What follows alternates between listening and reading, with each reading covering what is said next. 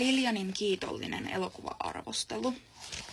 Tämä ruma ja kiimainen elokuva oli aivan hieltä haiseva teos. Elokuvassa seuraamme muovista päähahmoa, joka seikkailee kirkon takahuoneessa. Takahuoneessa hän tapaa traumatisoituneen naisen, joka osoittautuu päähahmon hamsteriksi. Juonen käänteessä päähahmon massiivinen penis ja nainen menevät yhdessä väkivaltaiseen gangbangiin ja elokuva päättyy heihin harrastamassa papin kanssa yhdyntää. Annan 0 tähteä, koska elokuva antoi kroonista anaalikipua ja korvapaikun ahtautumista. En pitänyt elokuvasta, koska juoni oli demoninen ja aihe hirvittävä.